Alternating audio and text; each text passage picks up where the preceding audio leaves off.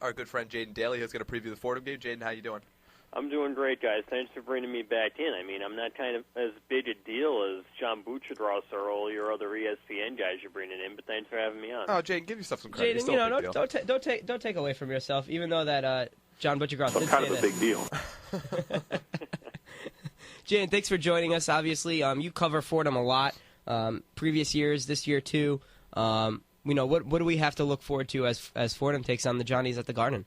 Well, I'll tell you this, Vince. This is actually the fourth year in a row now that these two teams are going to be playing, and it's, I think, the most winnable game for St. John's since this rivalry was restarted. Chris Gaston is still out for Fordham. He's recovering from arthroscopic knee surgery. He tore his meniscus after the Robert Morris game back on November 13th. And Brandon Frazier got banged up, too, yesterday. Fordham's junior guard, who's basically become the leader of this team, left Fordham's game last night against Lehigh, but nothing too serious. It was just a cramp in I believe, his leg. That's the update I got from their SID last night. Frazier should be ready to go Saturday. But without Gaston, Fordham had actually been playing a little better before the Battle of the Bronx against Manhattan, and now they've lost two more after that. So Lehigh last night and then Harvard in between. So they're coming in at 1-7, and for St. John's, there's no excuse, especially after last night. Jaden, I'm looking at Fordham stats, and they're really in the bottom of the barrel in almost everything. Rebounds, they're 281st in the country. Field goal percentage, 255th. And they went down to Lehigh and lost by 18 last night. Is there any worry for St. John's coming into this game, or is this a definite, pack it down, even Sharpie it? Well, I wouldn't go that far because anything can happen until the opening tip, Quinn. But the likelihood of St. John's losing this game is very slim.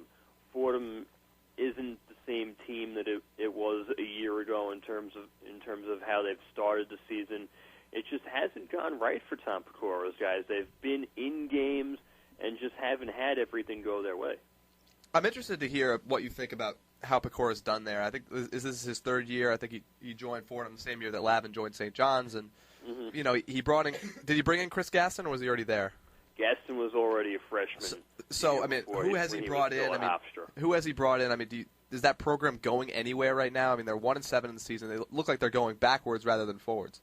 Brandon Frazier is one of his kids. He's actually Pecora's first recruit there, and he was going to play for him at Hofstra before he got fired and went to Fordham. Frazier followed him there after he got the job, and everybody that has come in after him, Brian Smith, Devon McMillan, and even his freshman class this year. But really, for Tom Pecora, that was almost an impossible situation to walk into. When he took the job 3 years ago, he thought he could transform this team, but this is a team that was 2-26 the year before he got there, and has not been to the NCAA tournament in 20 years. They're competing in an Atlantic 10 that added VCU and Butler, and is so top-heavy, and you guys can see it too, that 6 or 7 teams can realistically be NCAA tournament teams in that conference. It's one of the harder jobs in the country to take, given all the circumstances, and it's just not his fault that things haven't gone as well as most had expected. They've been in games and just couldn't close the deal. Okay, Jaden, moving a little bit away from Fordham on our St. John's Red Storm. How have you seen the season so far progress for them? Is it how you expected? And what are your overall thoughts on them so far into the season? Well, I'll be honest. At the start of the year, I wasn't expecting them to lose to San Francisco. But other than that, the season has gone pretty much up to par with how I thought it would pan out to this point.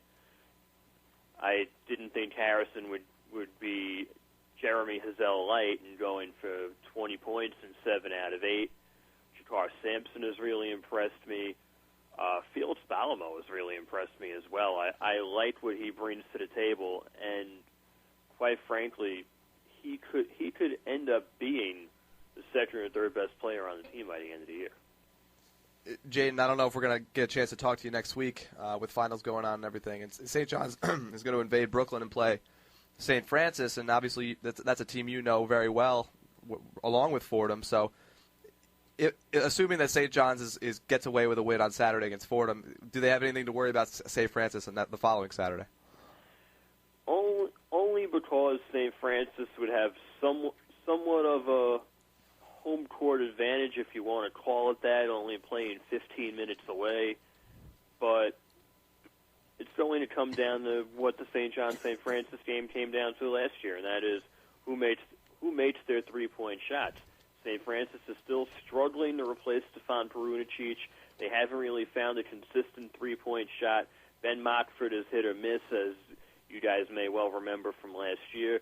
Akeem Johnson has had a slow start to the year inside.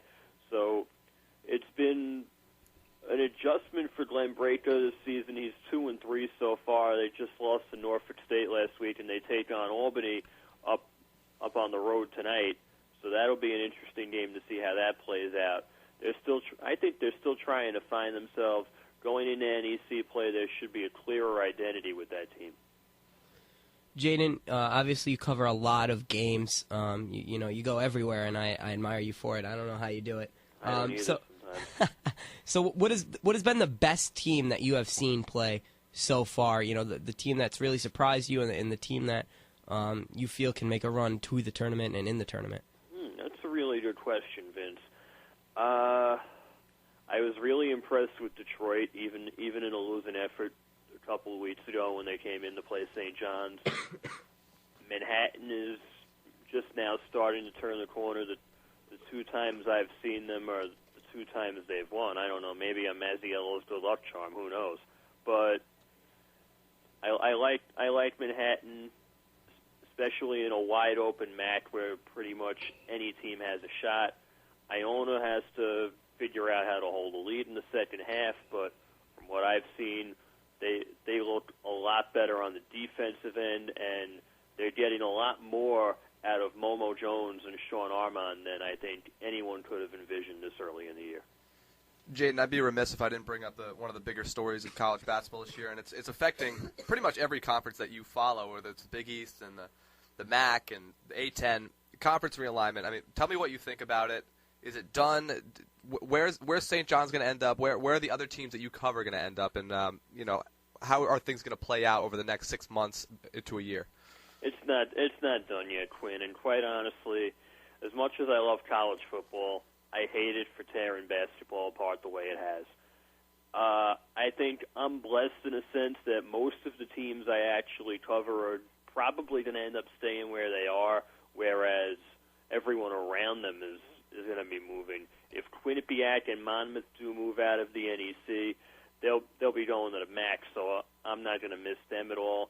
I think for St. John's, there were really only two options now, and one of them, as slim as it may be, would be to try and get into the ACC as a 16th member.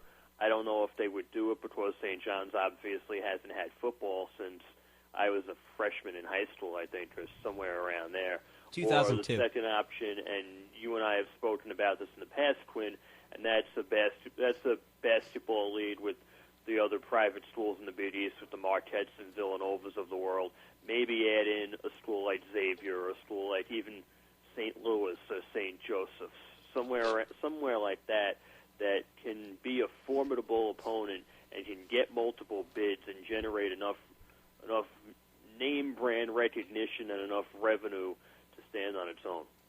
All right, Jane, thank you for joining us on the Coco Shack Hotline. It was a pleasure having you, and we hope we can have you back again. Anytime, boys. Always a pleasure. Thanks, Jaden. Take care. Jaden Daly of DailyDoseOfHoops.com. If you want to find out anything about basketball, especially in the New York area, Iona, Fordham, Manhattan, any of those schools, DailyDoseOfHoops.com. It is DALY, DailyDoseOfHoops.com. And he joined us, of course, on our Coco Shack Hotline.